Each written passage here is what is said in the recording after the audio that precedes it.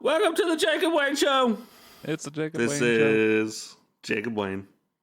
And this is Kellen, the show. how are you doing? I'm doing good. I'm the show. Yeah. Well, January is almost over in a brand new year. How do you think it's been going? Less stressfully. There's been briefings and press conferences and no crazy tweets and just, I don't know. Been pretty nice. Pretty chill. That's interesting that you say that, but before we get into it, we're going to start doing our beers at the top of the show, so then if you're listening at home rather than work, you can join us. Uh-huh. Or while you're at work. Depends on what kind of job you have, I suppose. Hide it in a Pepsi can. Yep, so you got your beer, Kellen? Yep. All right, 3, 2, 1. Ooh, that's nice. What are you sipping on? Oh, yeah. I got a little imported beer here. This is Estrella Jaleska.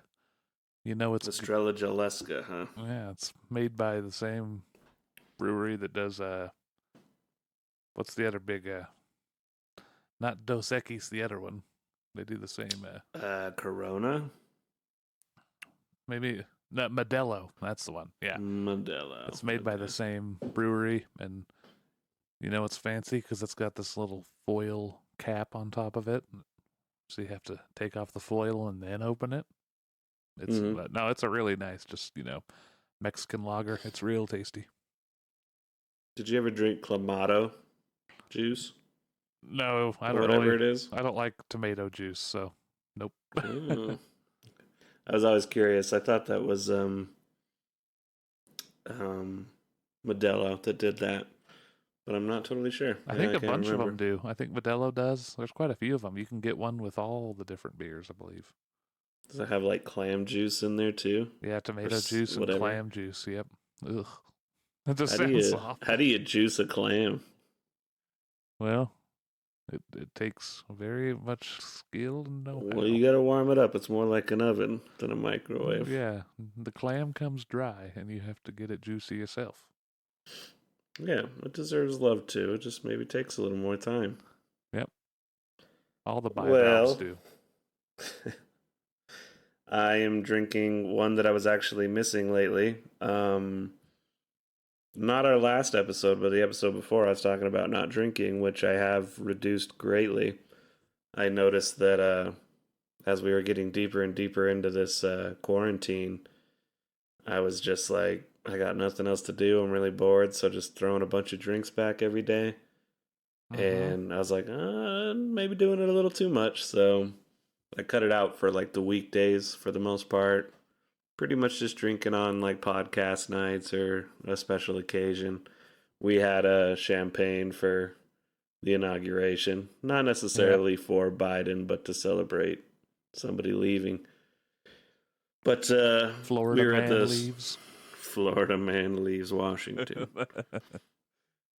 And anyway, we were at the store and I was like, I got to get a beer for the podcast. And I saw Santa Fe Brewing Company. I don't know if you've had them, but this is their Java Stout, Imperial Java Stout. Ooh. And it is 8%. Nice. And it's just, you can barely tell, which can be dangerous, but it's very tasty. Ooh, yeah, I like the coffee stouts a lot. They kind of win me over at coffee.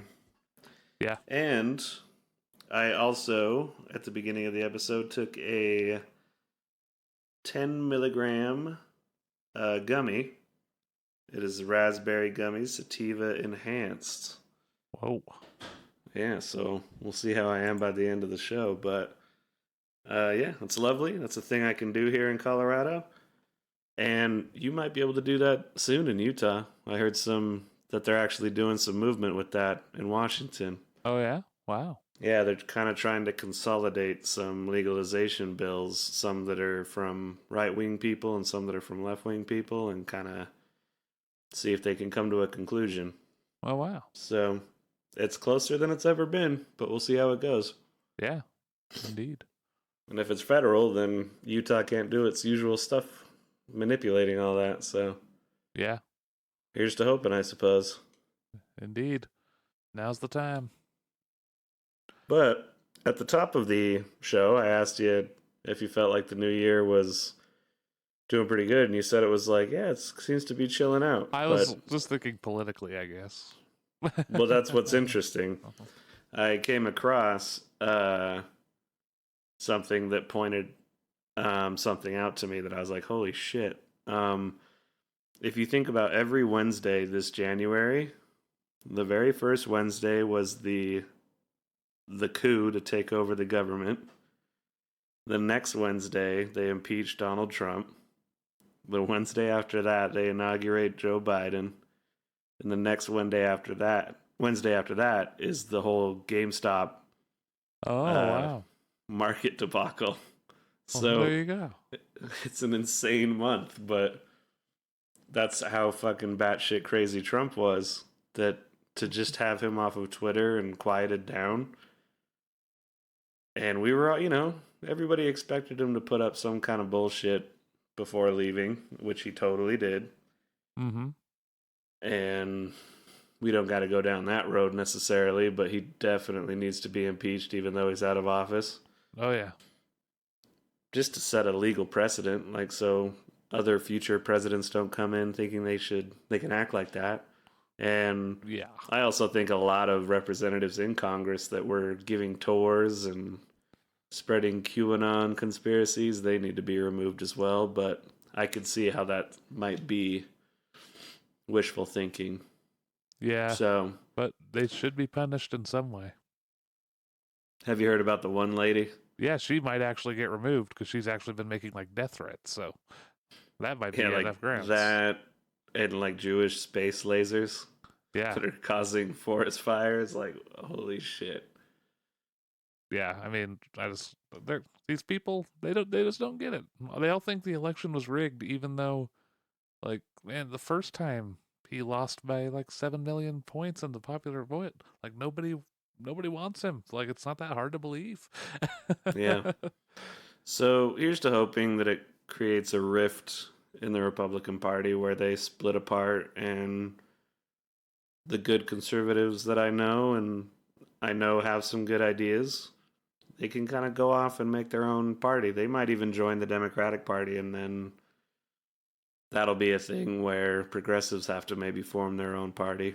But, yeah, a progressive party versus Democrats, and that's kind of the more conservative thing. I could see that being a lot better. And that's what's funny is I just like to imagine somebody listening to this that's just like their heads exploding at that notion. Oh yeah. Like I was just reading a comment the other day where they're just calling people demo rats. Ooh. Just like, ooh, Jesus. That's a good one. Yeah, I was just like, if you're really thinking about your opponents like they're rats, just like, that's just weird. Too bad the Republic can't think of a better insult. Drink. Return fire.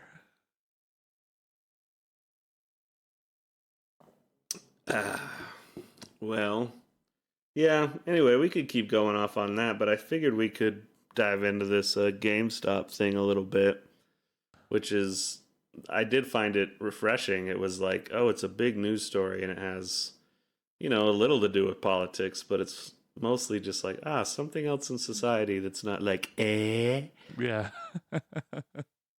So, what's your understanding of the whole situation? So as far as I can tell. They just Reddit noticed that this certain hedge fund bought a bunch of shorts on GameStop stock. So they basically Hmm. thought that it wouldn't go uh it wouldn't go up. They assume it's going to go down. So that's when you buy a short, you're assuming you're going to sell it later for a lower price. So they just bought a shit ton of the stock and drove it way up and basically like bankrupted this mutual fund.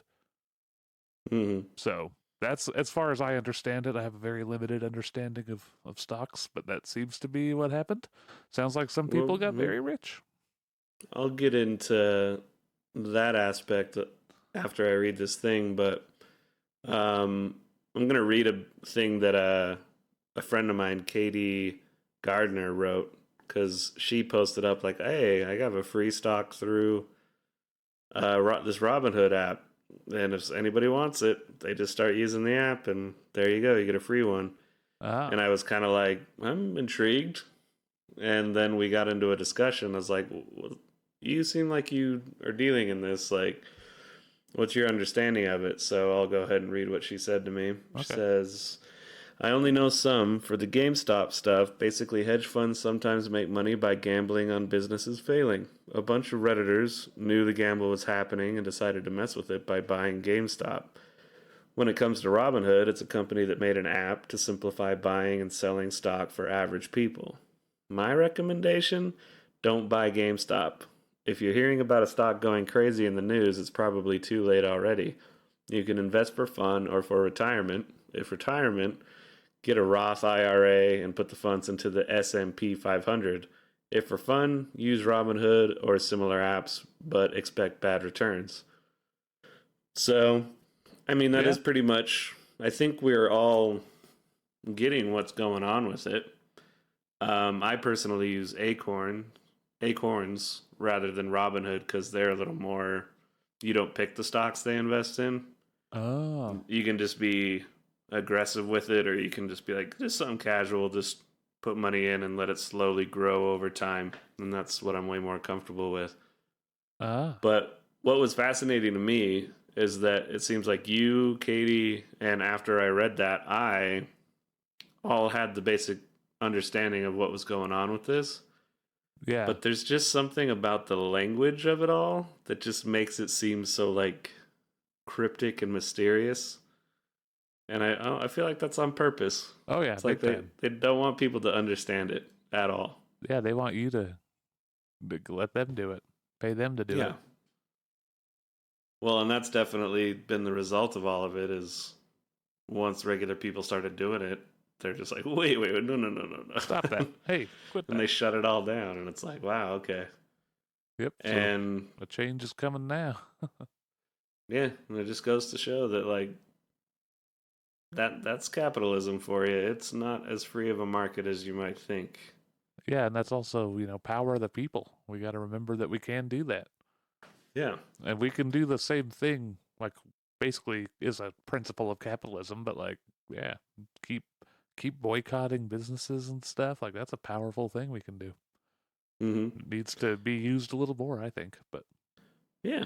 Well, and I think it's a discussion we'll have time and time again as more shows happen, but I'm always on this fence between socialism, communism, capitalism, and like total wild libertarian capitalism.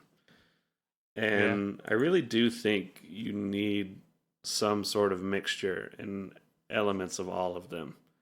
yeah, It's kind of like, I always like to think about these things in terms of food. Excuse me, food.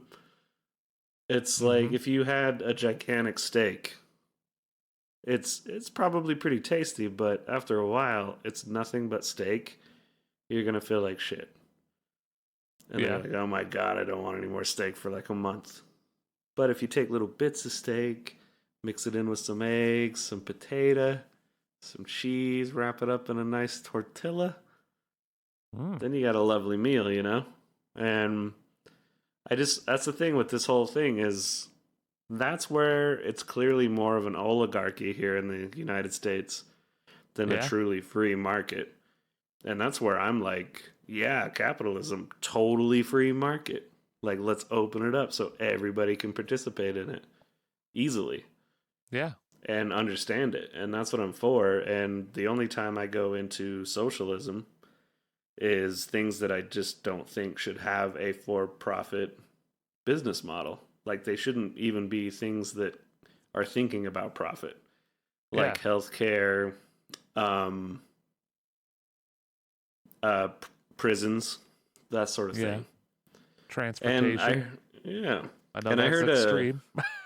yeah, and I heard an interesting conversation on Real Time with Bill Maher the other day, where they were discussing having rewards or benefits for people that make the system, like work better rather Uh, than make them money. So, like in terms of a for-profit prison, rather than gaining profit from keeping people incarcerated, they should create a benefit for the guards if they help people get out of there sooner and do what they need to do to rehabilitate.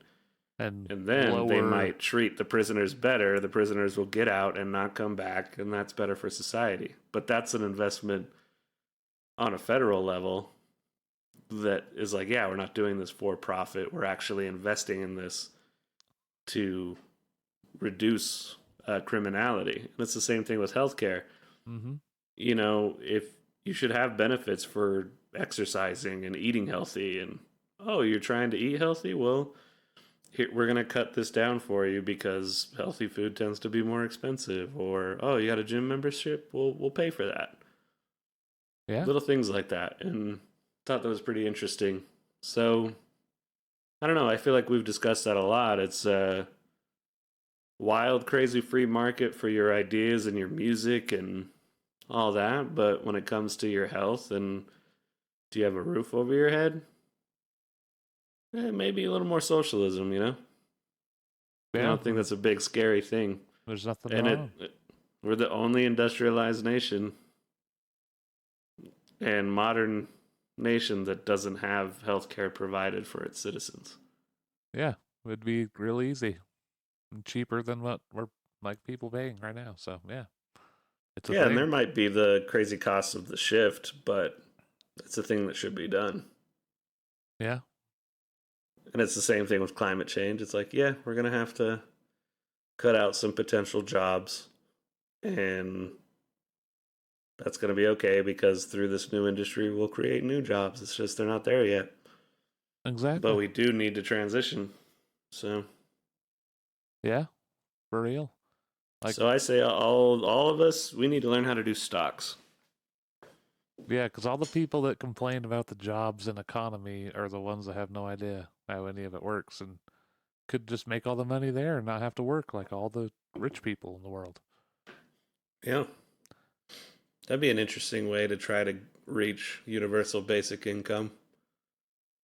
Oh, yeah? Is like somehow get everybody to start learning how to participate in the stock market. And then it's just like, well, here's your UBI, and then you can invest a little bit. And, some people that can't work as much or just don't want to work as much, maybe they can learn to ride the market and still benefit the economy. Yeah, for real. But that would require hedge fund managers to kind of give up the reins a bit. Yeah, which is a good thing. Yeah, Some would I say. think that's a lot of it is Generation X and Xennials and Millennials are kind of like, okay, mom and dad, it's time to retire. Quit trying to keep everything the way you were used to it. It's just the Yeah, world's not like that anymore. a change is gonna come. Yeah, times they are a changing. Yep. So with that, I think that's all kind of our current news stuff going on. Yeah. Uh, yeah. Any movies in your week? No, I haven't been watching any this week. Still just been pedaling through the bird notice, just enjoying that. Mm-hmm. But You do like that show. It's a fun show. What movies you been watching? Well, before I get into that, let's revisit Mission to Mars real quick. What do you think about it now that we're about a week out? It was okay. You know, I thought it was boring as fuck. yeah, it's kind of boring, but And then you get to the very end and it almost turns into a totally different movie, which I yeah, remember from the first time. And when I was younger, I was really fascinated by that. Oh, we came from Mars? Like, what premise? yeah, But then rewatching it, it's like, oh, they're standing in an alien PowerPoint presentation and you can just tell that they're actors in a green screen room just looking around like that's where Mars is gonna be. whoa, And it's and just like, ugh, okay, so I think going forward we'll have to get shorter movies, yeah, like hour and a half, and then also you know, we either if it's a boring movie like that, we just need to talk over it and like not have as many dead air pockets, and that's inevitable in a movie commentary, but yeah, it's just like okay, that one we could have talked a little more, or you get a movie that's just stimulating and creates conversation. So true. going forward, if you enjoyed the last episode, write us at fakochka@gmail.com and suggest another movie we should do. We could do horror, sci-fi. I mean, I'm That open to kind of thing. anything. But yeah, one that you think would produce a good commentary. Yeah, I that sounds definitely good. want to do Society at some point. That had to be a fun one. I think Yeah. Society and Tremors are on the list, right? Oh yeah, yeah. Tremors would be Oh, great. that'd be fun. But as far as movies this week, and this will lead into a question I have for you, Mhm. is I watched Barry Lyndon for the first time, and that's a Stanley Kubrick film. I had just always avoided watching it because it's a period piece, and the coolest thing about it is that it has really interesting lighting technique. Like he filmed a bunch of scenes that were only lit by candles, Oh, so he needed cameras that had like the lowest f-stop in film history, and he ooh, got 3 of them from NASA. So I shit. think that that contributes to some people's conspiracies about him filming the moon landing. But Oh, yeah, he got these cameras that just are able to like film at that kind of low lighting, and it's a beautiful film. It's like some shots are just really painterly, and if you remember with a lot of Stanley Kubrick films, he does a lot of like there's a term but I can't remember it, but it's like really stationary shot with 2 or more characters in kind of in a stationary position, mm-hmm. and then he'll either do like a tight zoom or a zoom out or a slow zoom out, but everything's really framed um, almost like a painting. So Yeah. there's just shots in it that are like beautiful as far as like lighting and placement of characters, and it's great. And he didn't have a steady cam until the next movie, which was The Shining, and that's where you get that cool little floating technique. Yeah. But yeah, before that, he's just you're thinking about it. He has these tight zooms and everything, and just the amount of effort he put in for all that is incredible, as always. Yeah. That being said, just like other Stanley Kubrick films, it's very cold and distant. And if it's funny, it's like super dry and played like super serious. Yeah. So you're kind of like, are they? Oh, What? that yes, that is funny. Oh, joke. I see. But it's over 3 hours, and it's Whew. basically a period piece comedy following this Irish man Barry in his various exploits running around Europe during the 7 Years' War. Yeah. And it's good, but I need to watch it again to like fully decide what I think about it, which is kind of what's great about Kubrick. Uh huh. Um, so that raised a question: who's the next director we should do our top 5 for? because I know he had done some Kubrick, but I was kind of checking in with you to see which director we're the closest with to do a top five. Have we already done Tarantino? We haven't done that one. That'd be a one to No, we do, maybe. haven't. That could Yeah, be a very good one. and that'd probably be the other ones. I'd have to like look up and see who directed Um, other movies. you should take a look at Martin Scorsese because I think that's one I want to kind of watch a few more Yeah. pretty soon, and then figure out a top five because I was watching some of his like about a week or so ago, which was like The Goodfellas and uh, The Departed, and Hmm. there's so many of his I still haven't seen, so you Yeah. should think about that one. But I oddly did a combo of one director that I didn't even really realize. But I watched The Truman Show and Dead Poet Society, which are directed by the same guy Oh, as Peter Weir. Have you ever heard of him? yeah. I've heard that name. Yeah. And I think he's Australian. We'll check this real quick. Yeah. Yeah. So the first part of his career, he was part of the Australian New Wave cinema movement. That's like from 1970 to 1990. And so he had a lot of movies like that. And then he came to the US, made the movie Witness, which won an Academy Award in 1985. Hmm. Dead Poet Society, which got an Academy Award, I think, for Robin Williams, but I'm not totally sure. And then Truman Show. So have you seen either of those films? I feel like I might have seen the first one. That sounds familiar. Truman Show? No, the other, the first Oh, one that you Dead did. Poet Yeah, Society. I Yeah, it's the one where think all so. the students, he's an English teacher.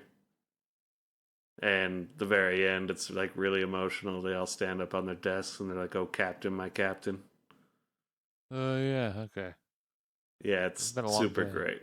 Yeah. Yeah, and I mean, it just shows you how incredible of an actor Robin Williams was when he wanted to be. Like he wasn't always just jokes. It's like he could really play like a emotional, somber character if he wanted to. Oh, yeah. But you've never seen The Truman Show, huh? I think I've seen. I Like don't know. parts? Yeah, I know I've seen like clips, but I don't think I've ever, you know, That's one you looked should up. definitely rewatch because I think it becomes more and more relevant as time goes on. It's just Ooh. this man who his whole life is a television show and just like Huh. what's real and um like his wife that he's married to, it's all been set up for a show, and every time she comes home she like has to hold up the thing she just bought because they get paid through advertising to keep the entire thing running. Huh. So she's like, "Honey, I just got a blah blah blah at the store. It's 25% more effective." And just he's like, "Uh huh, okay." But it's really good because it plays the funniness really like subtle. It's a little more serious and like almost like creepily dramatic, ominous almost. So yeah, this Hmm. director, I'm like kind of looking at his filmography, just thinking about what else to watch. And I know Yeah. Witness is a good one. I've heard about it because of Harrison Ford, but I really haven't heard of any of his other films. So There you go. Would be an interesting one to check out. yeah, so this week it was just a bunch of classics, but Indeed. they're really good. If you haven't seen any of those films, uh, watch Truman Show and Dead Poet Society first because they're easier to digest, and then Barry Lyndon. Hmm. Sounds interesting. Yeah. So with that, suppose we could get into our little tributes, our rest in pieces. You ready for that? Do you want to do music unrelated to that before or after? We'll do it after. We'll do music after. Okay. But I can't remember if this was during our last episode or not, but I don't think we shouted him out. But rest in peace to Larry King. Oh yeah, I If we think did shout him out, then, rest in once peace again. again. Yeah. But he's just a legend. We were listening to some clips and interviews of him at work this week, and he's just like he's great at doing the deadpan serious thing, but he's actually being pretty funny. Yeah. He would just show up on Letterman shows, like, and just he'd be like up in the rafters, like he was there. He's like, I've been working up here all night. Like, just like, what the fuck is Larry King doing up there? Um, there's an awesome clip of Jim Carrey and him. It was either Letterman or Conan, but like they're in a hot tub with like flower petals, and it's just Jim Carrey's. He's in there like nude and stuff, but then Larry King's just sitting there with his like suspenders and shirt on. Still, he's just sitting in the hot tub. It's incredible. Nice. But rest in peace, Larry. Legend. And then Cloris Leachman. I really didn't know. I knew that she was on the Mary Tyler Moore show way back in the day before I was even born. Yeah. But she was in a lot of stuff, and how I remember her is she had to have been in like her 80s or maybe 70s even, but she went on the Bob Saget roast. Oh yeah. And just totally ripped into him. Nice. And she was hilarious. It's like she's the funniest old lady I think I've ever seen. And I know Betty White. I'm just saying. Just like I think her and Betty White should like have like a roast off up in heaven whenever Betty White decides to kick it. If maybe it appears to be an if. Yeah, she'll outlive all of us.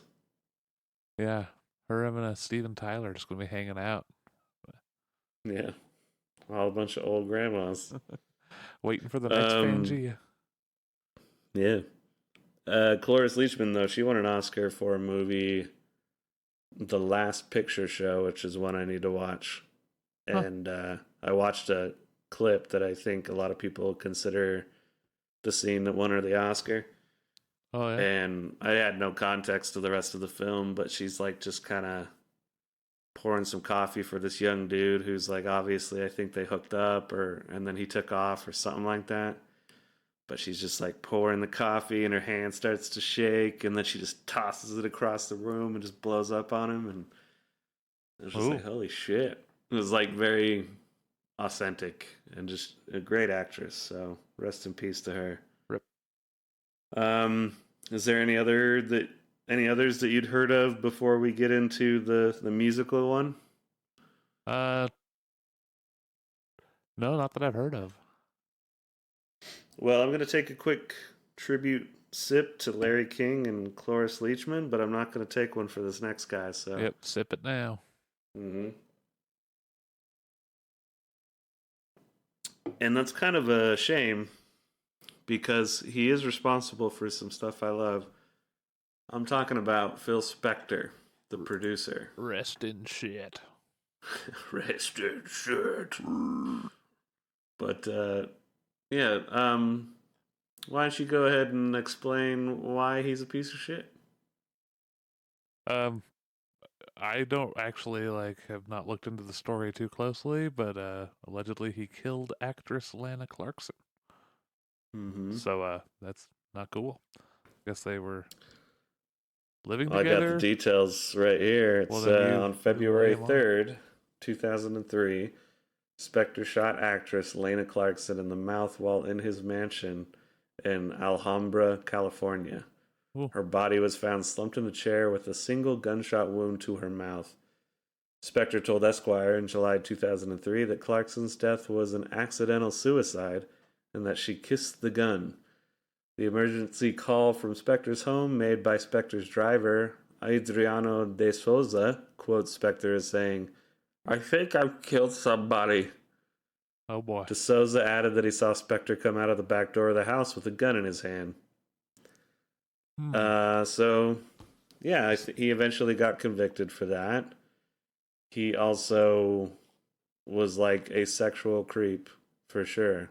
Yeah, apparently he had a anger problem in his career too, and a misogyny problem as well. I could be totally pulling this out of my ass, but I feel like I heard once that he had a head injury, and so people were interested in his story because they were like, "Oh, is his frontal lobe damage?" Which the frontal lobe tends to help you with your delayed satisfaction and gratification and Oh, long-term planning and decision making. So that's a theory that goes around with OJ Simpson. Is it the CTE from playing football oh yeah, that made him like just snap and get angry and violent like that? And it was I so maybe I'm mixing it up with some stuff like famous Hollywood murder things, but I thought I had read that it's like what was the thing that just made his anger to like snap like that and get so violent, and it could damn. just be because he's a rich asshole, but he did production for the Beatles. Um, he's known for the Wall of Sound Yeah, kind of thing. interesting. Can you elaborate on any of that? Well, I just thought it was interesting that has been called known for the Wall of Sound for some of the pop stuff he's done. Because I've Hmm. also heard that same thing uh, applied to the way Devin Townsend mixes.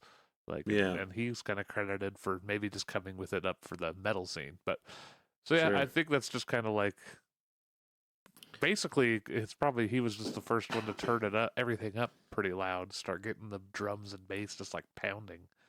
And Yeah. ever since then, it's just been more and more. Everybody's just cranking up their mixes. He described his music production formula, as Wagnerian,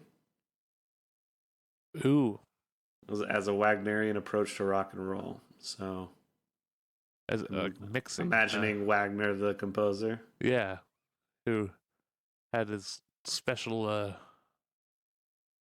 Wagnerian musical dramas, Hmm. WMDs, and Hmm. which were basically really really fancy operas. But I'm wondering, I don't really get how that applies to mixing in any way. But Maybe it's just well, the dramatic. I kind of did a quick scan at some imagery of it, but yeah, it looks like it's just playing into the dramatic presentation, I guess. yeah, Maybe. that's probably it. Just like everything is grand and yeah, that seems Yeah. reasonable. But he was dubbed the first tycoon of teen, and he helped establish the role of the studio as an instrument. The Ah, integration of pop art aesthetics into music, like art pop, and the oh, genres of art rock and dream pop. So just making the whole production of it bigger ah, than just the band. I see. So, I mean, the list is huge of just people you've heard of. It's the Beatles, the Righteous Brothers, you know, there's others here. Yeah, Leonard Cohen. his name But, is everywhere in yeah. rock and roll history. One thing I knew you'd enjoy, I discovered this. Um, the British band Wizard, Yeah. led by Roy Wood, had three Spector influenced hits with See My Baby Jive, Angel Fingers, a teen ballad, and I Wish It Could Be Christmas Every Day, the latter becoming a perennial Christmas hit. Yeah, So those are good songs. we love that Wizard band. Oh yeah, I do like it. That first song's a banger. Baby! Yeah. Which one is that? Is that the Christmas one? It's a wonderful rock and roll Oh, winter. winter, Baby. baby. Yeah, look up Rock and Roll Winter He's got a by sweet Wizard. takes a sweet vacuum solo, French horn, I think. So just random instruments. Just the weirdest, most fun any band has ever had on stage. There's like five dudes that don't appear to play any instrument. They just like juggle and dress There's up one guy funny. blowing bubbles. Oh yeah. um, Trailer how Park many Boys of wasn't even a them? show yet. Yeah, how many of them do you think were on acid in that band? Like fairly I think it regularly. would be a smaller number of who weren't. Probably Contact High, just everybody. It's true. And I was wondering that we listened to some Frank Zappa at work the other day, I'm gonna look that up actually. But we listened to Hot Rats, which is probably my favorite Frank Zappa record. Good stuff. And this other one, I think it's at. I just gotta find which place he's live at. But I was sitting there listening to it, and it's such wacky stuff. But for those that know, Frank Zappa didn't do any drugs. Yeah, He I've was heard just it. an interesting, odd guy. And Yeah, so I wondered how many people in his band did that, or if they were all kind of on his page, if he allowed it. yeah. I think I wanted him to keep it pretty straight. Interesting. So yeah, I wonder if like Wizard is like so genius that it's like, no, this is it seems like that, but we're all very Nah, particular. no, I think it's acid. Yeah. Wizard. That But hairstyle. man, I'm gonna keep looking here, but we'll keep chatting. But it's a live performance and it's really great. Oh, Fillmore East, June 1971. There you go. Yeah, that's just it's great. That It's seems good like stuff. Wagnerian. uh, yeah, that's a grand stage spectacle for sure. hmm The drummer has like two kick drums, even though he's playing just like boom-ch, boom-ch. Yep. Yeah. Did who's Terry Bozzio? Did he play for Frank Zappa? Yeah, one of the drummers. Do you know when he started? I'm not sure. Yeah, because But he is an older guy, true. but he seems real fit for his age. Just I'm sure it's because he's just a crazy drummer, but Yeah, been drumming a long time. So yeah. But he has that like gigantic drum set. Looks yeah, like a like he almost like brings a kitchen with him. for real. That's insane. And not like a regular kitchen like for your house, like a kitchen in a hotel. Yeah, like I can't imagine how long that takes to set up. And like the drum tech. Like, does he have a drum tech that actually can set it up just how he likes it yet? Like, I every bet he drummer. has two to three really close guys, Yeah, and they work in unison. Do you think it comes apart in pieces like more than you would think? that's Like what you could I'm pick up one wondering. thing and it has like 10 symbols on it. That's what I'm wondering. And they just load it into a big road case. It's gotta be like that. There's like Yeah, that'd be insane if they had to like put on every single drum and cymbal. It'd take hours. yeah, I'll bet it is for just sure. some big racks that just all come apart and they just kind of bolt them together. Yeah. Quite the thing. I think his drum set is what makes me really appreciate a tiny set. Like I Yeah, love his drumming and I love to like well, like holy shit, all those options. So, but it does like almost makes me go to the other like pendulum swing back sometimes. yeah. When you see the guy with like a hi hat, a kick, and a snare, and a crash, and that's it. Yeah, like a Questlove kind of thing. Yeah. Just doing some just great drumming, just with the basics. Yep. Indeed. But yeah, well, also I'm gonna look this up while we're chatting. I want to shout out a drummer I found on Instagram. Oh, cool. I ain't gonna lie, I might be crushing a little bit. Oh boy. And if she hears this by any chance, will come at me. Send me Come a at me, beat. bro. Send a beat. Play some bass on it, maybe. Yeah. No, that would. I don't think I'd ever leave the house. I was like, that's an option? Stay there and jam.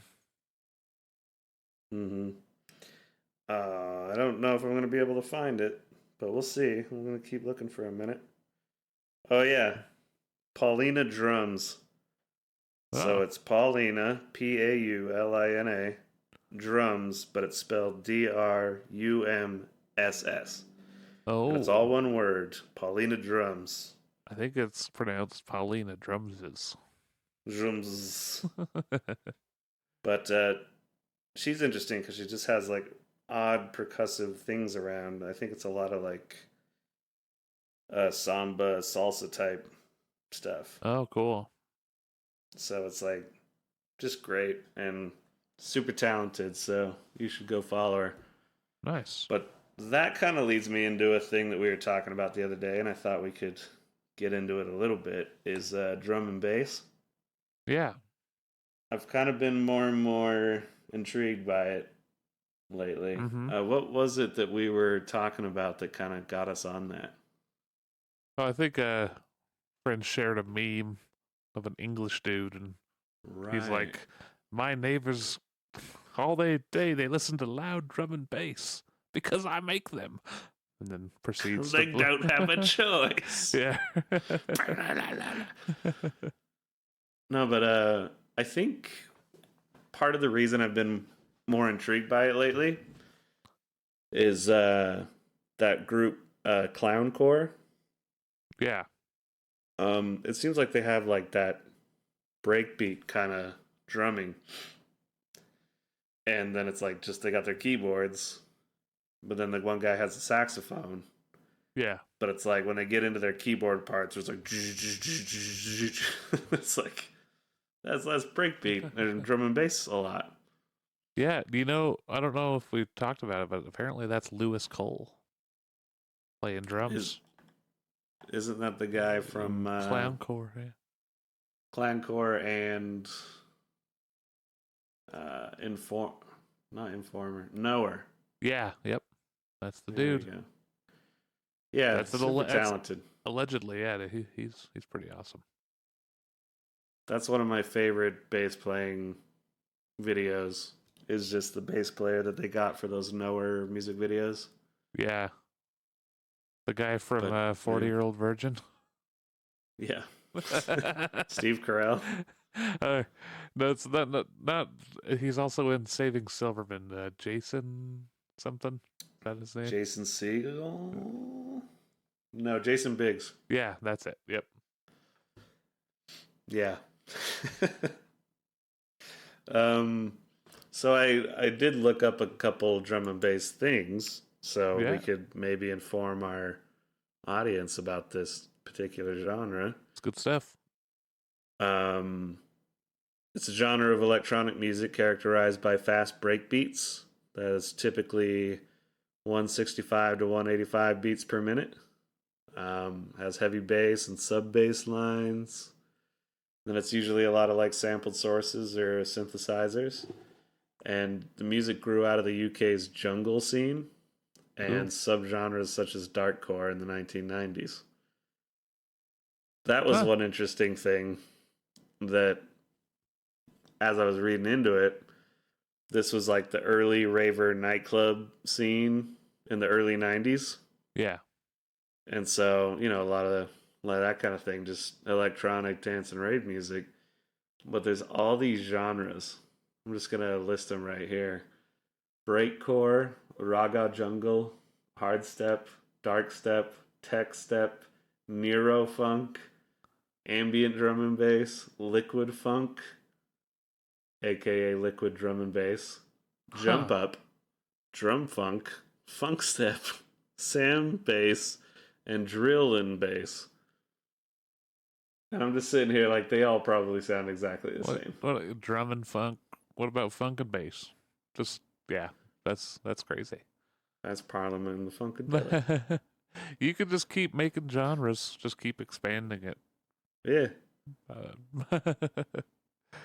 That's interesting. See, Sorry, I was gonna say that just reminded me. Shocky and I'll sometimes joke about what genre Gamma Pie is our band, and we're like it's like pretty heavy stuff, but it's also mellow too. So one we came up with the other day was like pillowcore. huh. It's just like you fucking take a nap. Anyway, I'm sorry. Nice. With all these genres, you were saying something. Yeah, I don't know. It's interesting about the whole drum and bass thing. I didn't really realize it was like an electronic style, but I guess the style I was kind of just seeing was just the breakbeat drumming was I was kind of thinking about. But yeah, I get that the drum and bass is like its own genre. I just didn't realize it was like an electric one. That's interesting. I love breakbeat drumming. That's like one of my favorite, but I like it when it's a live drummer. Like that's Sure. Well, yeah. that ultimately originates from jazz, doesn't it? Yeah, Or I is it think something that's more specific? I think it is it's like I think it came out of funk more, like well funk and jazz, which were kind of merged like And kind of fusion. soul. Yeah, I think it came out of all that and just came out No, this yeah, like that crazy. Detroit stuff. A Yeah, lot of the Detroit soul and funk, all that. and it just got more active and yeah, the it seems like the breakbeat goal is to like never repeat yourself except for those cool little rakatakas at the end of the yeah, right before it Yeah. repeats the whole like a form or something. But I saw the Brad Meldau trio. I could not find the song for the life of me, but they played a song for I think it was like their encore, like the last tune that was like Mm-hmm. a breakbeat thing, and it was really cool because I remember it was just kind of like had this steady beat of like with these really cool chords would be like, and the drums would just totally just stop randomly, and the piano would just keep going, playing these pretty little chords, and then drums come Mm-hmm. back in, and they're just like they're flying, but the drummer was so good it didn't feel that way. It was just like just felt so smooth, but he was just doing all that crazy syncopated stuff. Yeah, it was Mm-hmm. amazing. That was one of the best, some of the best drumming I've ever seen. That's cool. Yeah.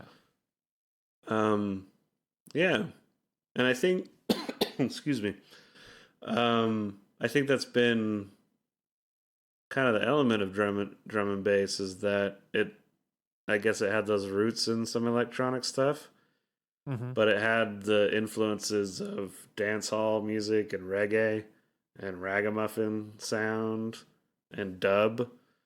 And Yeah. so I think it kind of almost split off of the electronic scene a little bit and became really comfy and with a lot of the reggae and dub scene. So I think that's why they have like kind of more authentic sounding instrumentation rather than just pure synthetic sound. Yeah.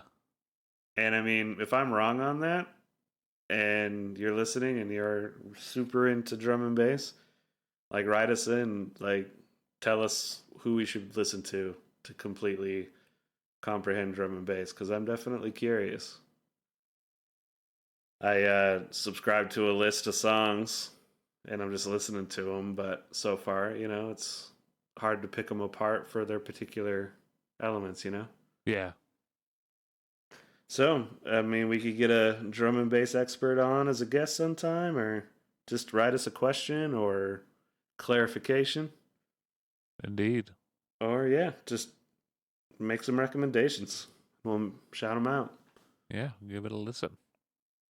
Um, that's all I got with like entertainment stuff. So, do you want to get into Dear Jacob Wayne? Well, before we do that, I got one more quick recommendation. I Okay. think I might have even talked about this album before. So Will Blades, the organist, Mm-hmm. he's amazing. He's been called the next god of organ, basically, of like the B3 and Organ God. yeah, the jazz funky organ. So he did an album with Billy Martin from Medeski Martin and Wood, who's a very very Mm-hmm. funky drummer, and Yeah. it's called Shimmy, and he just barely got some more copies of that album on vinyl, and they're going to be available in its store soon. He posted that on Instagram, and my buddy tagged me, and I was like, "Oh man, looks like I'm buying some vinyl." And Will Blades liked my comment, so thanks, Will Hell Blades. yeah. Hey, Will Blades. let's be friends. I agree. That's cool. Yeah. All right. Well, you ready to get into the Oh Dear Jacob Wayne? Not quite yet. Oh, Because now I okay. remembered there was new music that came out that I liked for once. Oh, wow. Two new awesome Rob Zombie tracks. Like I Nice. was totally not expecting those, and they have a lot more, I don't know, creativity and oomph to them than I've heard from him in a while. So it was really nice to get those. And there's a new track from a band you and I love, Morchiba. Oh, shit. I hadn't heard that. Sounds of Blue is the Nice. song. So looks like they have a new album coming out. I'm gonna have to go listen to that. I was just Yeah, recommending them to one of my buddies. yeah. And for those that actually know who we are a little bit better, we have a side project called Cloud Faculty. Yeah. And it's kind of like it's an offshoot of Koshka, where it's like our attempt to make really chill, trip hoppy, kind of nice, relaxing music, and Yeah. just yeah, and also experiment with genre and instruments, but still all with that like how do you make like I was gonna say harmonica, but harmonica's easy to make sound chill. Accordion. Yeah, like how do you do a Yeah. chill song with accordion on it, kind of thing. Yeah. And there's a very chill track up right now on Spotify. Mm-hmm. Miso soup. Mm. I actually had wonton soup tonight from this Oh, awesome restaurant called the China Walk here in Fort Collins. nice. It's the closest I've been able to find to the wonton soup I would get in China. Oh, damn. Well, there So you it go. makes me so happy. I go there a lot for that. That sounds good. Yeah. Anyways, yes, I think now is the time for a Dear Jacob Wayne. Play that sweet mouth trumpet song.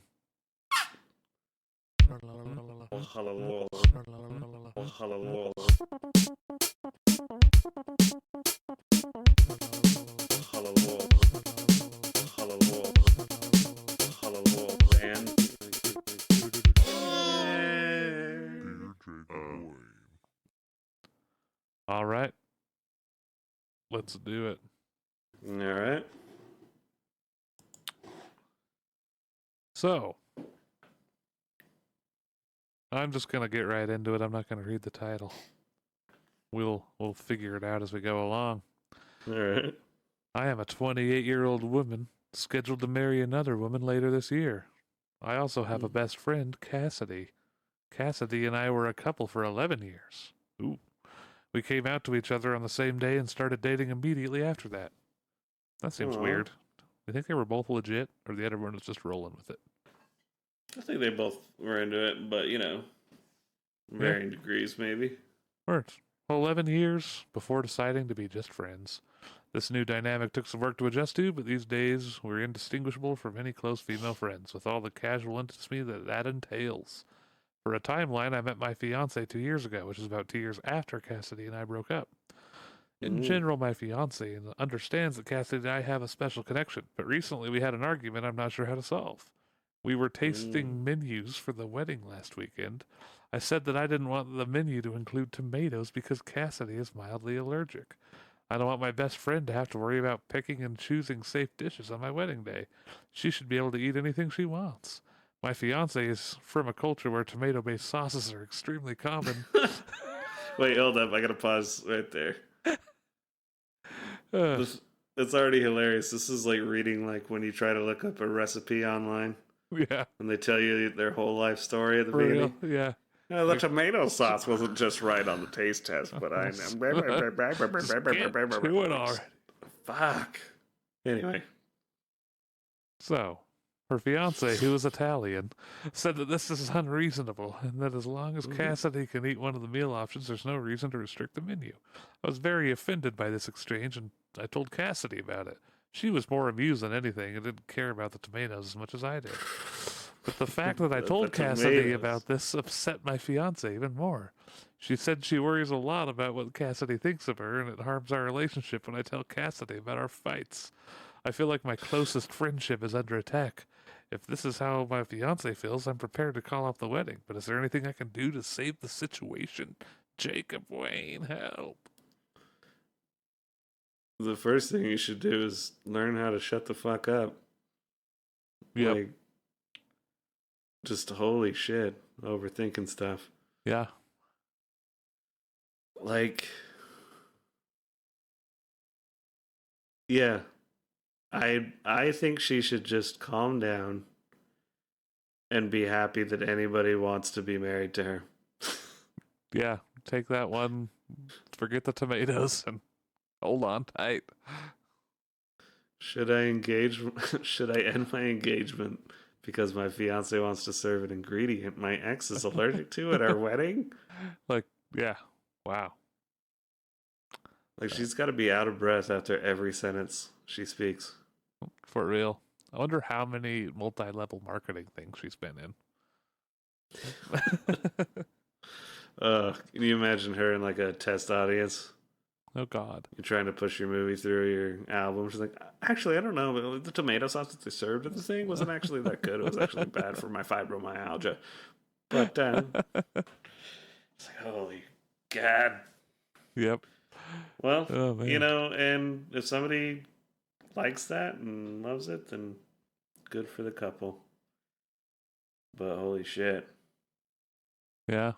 That one almost looks like, yeah. Just keeps like going. halfway through.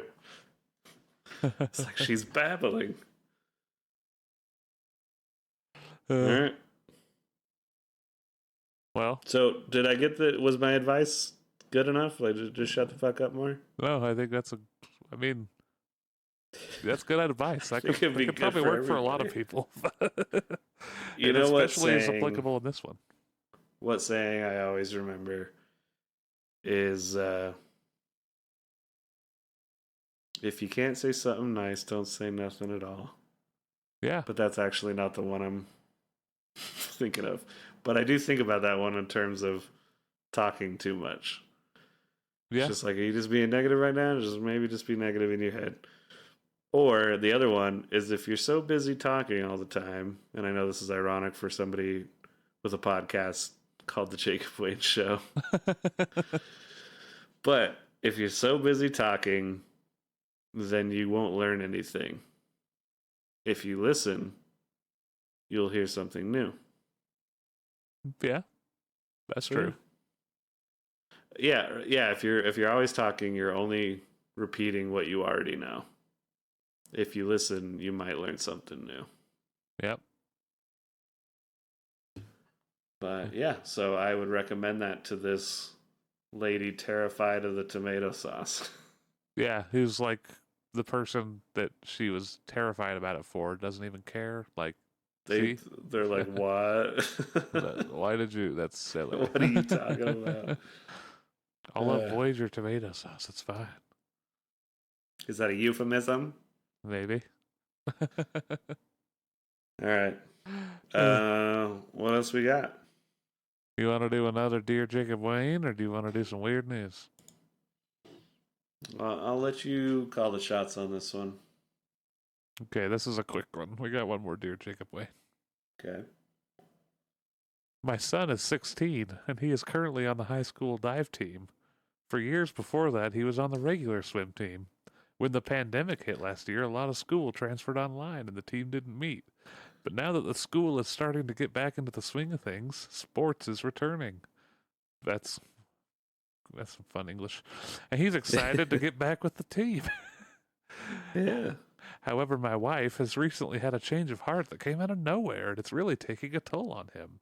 She began telling him that he needed to move on and do more masculine activity, such as going to the gym and other stuff like that. Thing is, he already does go to the gym. But her main thing is that she wants him to quit diving because it's too feminine for him at this age. When I told her that she was being ridiculous, she said that diving was all about grace and not manly enough.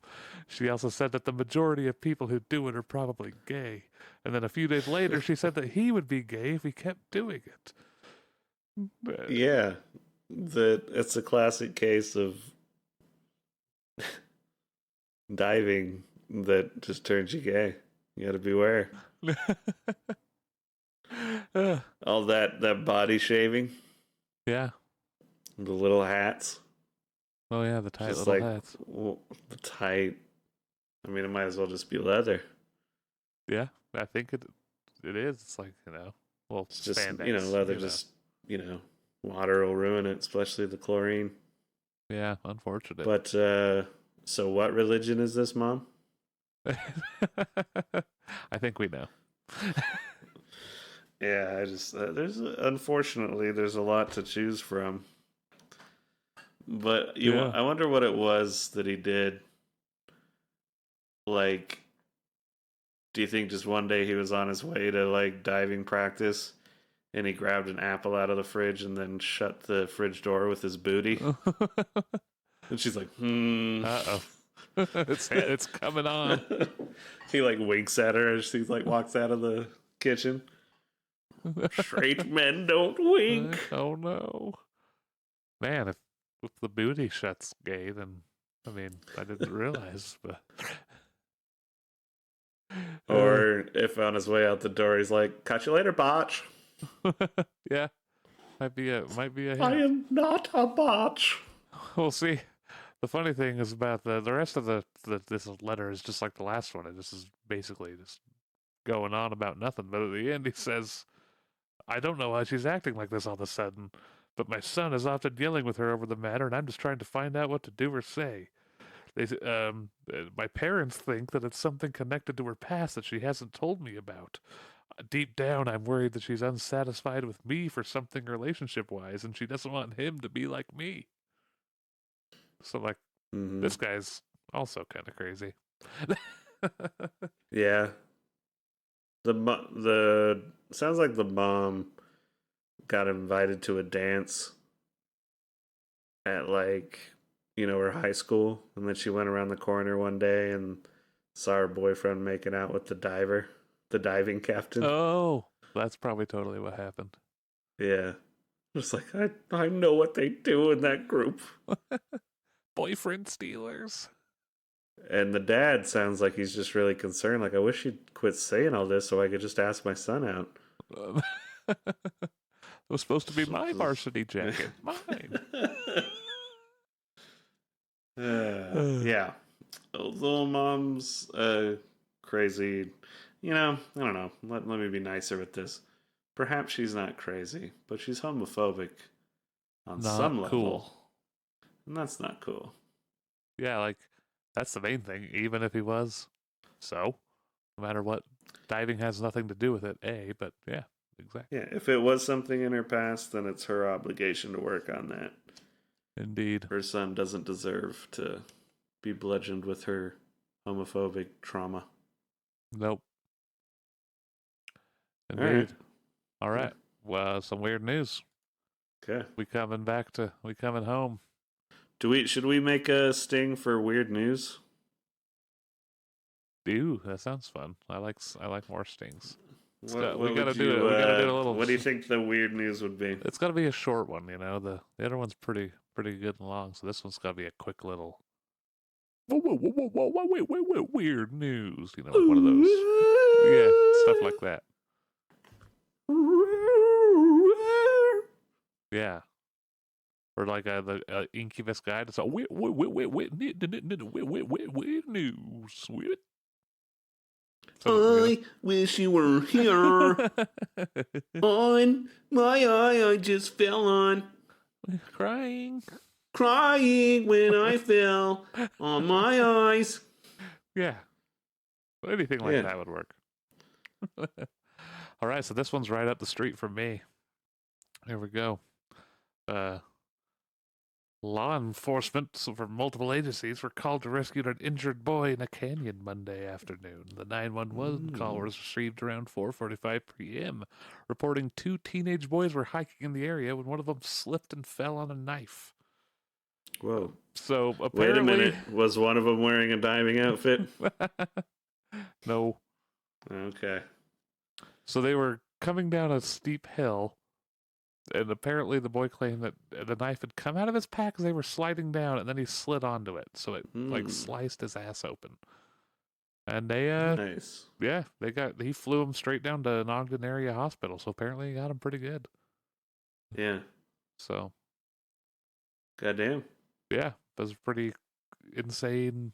Because I was sitting, it's like got home and I was sitting there and I was like, where's that helicopter coming from? And it was like right by my house, really low, had the big searchlight on. It's like, oh damn, what are they doing up there? I don't know if that's as weird as much as it is like a scene from a Tarantino film. Yeah. But yeah. Just a little, interesting home. What canyon was it again? Fun events. It was green. Right up the road canyon. Yep. Smoked a lot of pot up there as a young lad. Dude, that canyon's got a weird. I don't know if you've ever looked into it online. But Is that like where that little witch cult house was, or was that it. Logan Canyon? Well, that's up Logan Canyon where there's actually like little structures and stuff. But Green Canyon pops up on all the paranormal sites. Hey, Right. it's like the local place to go commit suicide, unfortunately. But that happens a lot up there. But people, like several internet paranormal sites talk about Green Canyon just as a place if you want to feel bad spirits. Like if you go up there, you'll get this feeling. Oh, I got the bad spirits one day. You know what I'm saying? I've never, I don't know. I've never felt that weird spine tingling fear, whatever feeling people talk about up there. I like that place. I like it up there. No, I like it too. But maybe it's like one of those forests that they have in Japan, like the suicide forest. Yeah. Maybe there's something about the forest that just draws you in. There's like this, for lack of a better elaboration, it's just like a negative energy pocket or something. Yeah, that's exactly what people say. And maybe I'm, haven't done enough crystal enemas to feel the power, but I've never had any vibrations of any kind there or any other places. Neither have I. Seems like just a lovely canyon to me. Yeah. Where, yeah, sure, maybe a little murder happened there, but where hasn't there been a little bit of murder? Yeah. A little club soda, get that right out. Yeah. A little Club Baby Seal soda. Ooh. But yeah, I remember having a conversation with a drummer that I'll leave anonymous because I don't know how much he wants this out there about him. But a drummer I played with once, he was going off about like negative energy pockets, and he would talk about coming into Logan, Utah, like it was just like a giant haunted negative energy. Wow. Yeah. Interesting. And I was like, huh. And it's just like, I've definitely come home to Logan before and sometimes felt like, ugh. But I don't think it's I never feel intergalactic energy waves or anything like that. I always am very happy when I'm dropping into Logan because I'm like, this is so pretty here. It's when you get downtown and start seeing people that you're like, yeah, they're not as fun. Yeah, it's usually as soon as you see the people. There's a lot of really beautiful cities in this country. Yeah. But I'm never going to go to one. Yeah. It's a little tough. Yeah. Well, that seems like a good episode to me, man. Yeah. That sounds good. Thanks for listening, everybody. Mm-hmm. And we'll let you know when we're thinking of doing another movie commentary so you can be a little more prepared. I mean, we can't really do it live or anything, but yeah, you'll know what we're going to be doing next. So, indeed. With that, I guess we'll sign out. See you next time. Bye-bye. Thank you for listening to The Jacob Wayne Show. If you would like to contact us, please write us at fakoshka@gmail.com. That is FAKOSHKA@gmail.com. You can find us on Spotify, iTunes, and YouTube. Simply search The Jacob Wayne Show and it should pop right up. Make sure you like and subscribe and leave a review and share this podcast with your friends. Please write us. It helps add content to the show and makes the show even better for you, the listener. Thanks for tuning in.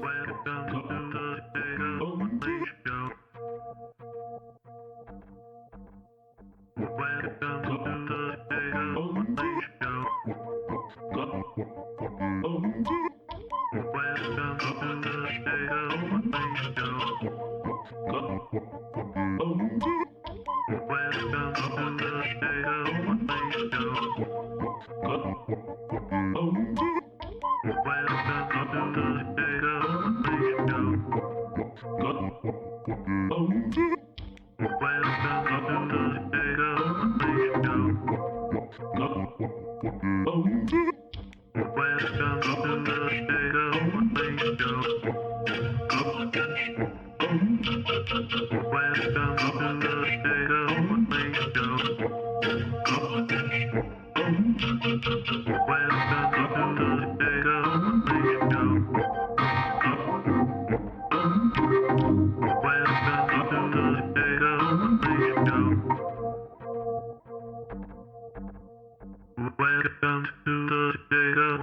Show.